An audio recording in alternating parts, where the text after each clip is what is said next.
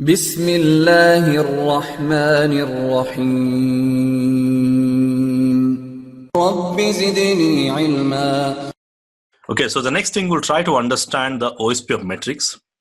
Like previously I discussed an example where it says, okay, each and every interface, it will derive the cost and it is going to calculate the overall cost to reach that particular destination based on some of all the cost values. But now the question is how these cost values are derived, how exactly or what is the formula or what is the process behind this one. So by default, OSPF, like in case of Cisco routers, specifically we are focusing here, like there are three different ways to derive the cost values. So the first one is like based on the default calculation for interface. Like this is the first method. Again, I'll just explain that in the next slides. So the default one, which is called as interface bandwidth. So based on the interface bandwidth, like 10 to the power of 8 divided by bandwidth it will take. Like let's say the bandwidth on this interface is 1544 kbps. So it's going to automatically consider 10 to the power of 8 means again 8 zeros you can write down, nothing but 100 mbps. 100 mbps means again you can write something like this. And if you write down 1544 kbps means 3 zeros.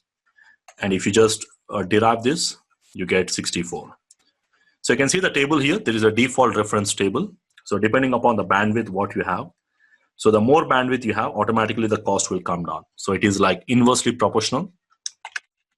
And by default, the cost value will be derived based on the bandwidth settings you do on the interface. So that is one option, which is the default option we can say.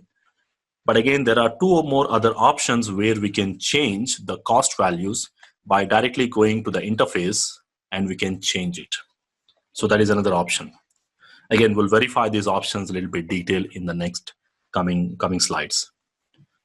And the third option is we can also change this reference value. Like the default reference value is 10 to the power of 8 divided by bandwidth. We can also change that. That is, and again, the third option. So depending upon the configuration commands, what you do inside the OSPF, based on that, the calculations will be done. And let's say if I'm not making any changes, the default will be the first option. So let's try to understand the first option, the default. And then also we'll try to see the other two options which can influence the cost values into your OSPF domain or the OSPF configurations. So let's start with the first option. So the first option is the default reference bandwidth. That's what we call it as.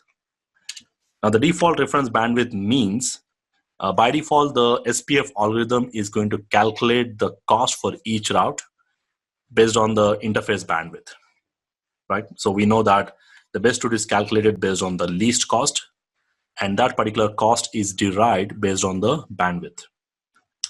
Like here you can see the table which indicates depending upon that, the default formula is like 100 mbps, means as I said 10 to the power of 8, means if you write 8 zeros, probably 10 to the power of 8.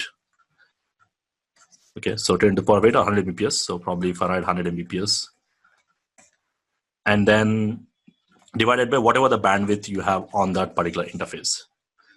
Like if I'm using the bandwidth of 1544 kbps, 1544000, then based on the calculation, you get the cost as 64.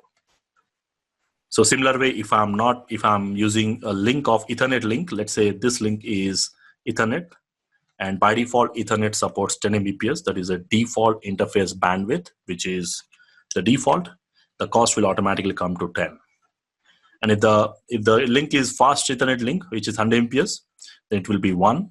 And again, the main drawback with this first option is if you are using anything above 100 Mbps, still the cost value will be derived as 1. So because the default reference is 100 Mbps, so even if I'm writing 1 gig, that is divided by interface bandwidth, still it will consider as 1, which is again the limitation. So there is no mechanism to differentiate the links with a high speed more than 100 Mbps. So which means that whether you're using 100 Mbps or 100 gig interface, so the cost value will be derived as 1. So that is one kind of limitation. Okay. So by default, this is the way it will calculate. And if you want to verify this, you can use show IP OSPF interface brief, where you can see the interfaces you have and what are the cost present on those interfaces.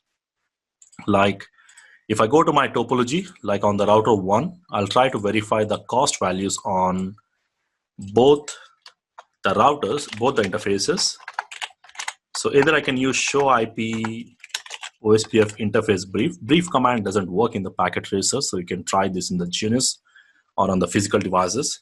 So I just use OSPF interface, which lists all the interfaces. And you can see this is my gig Ethernet link, which is showing the cost of 1. And if you come down a little bit, you can see the serial link, the cost is 64. So this is like the default cost, because the default bandwidth present on this interface is 1544, and the default bandwidth here is like 1000 Mbps, like 1 gig, right? It's a gig link.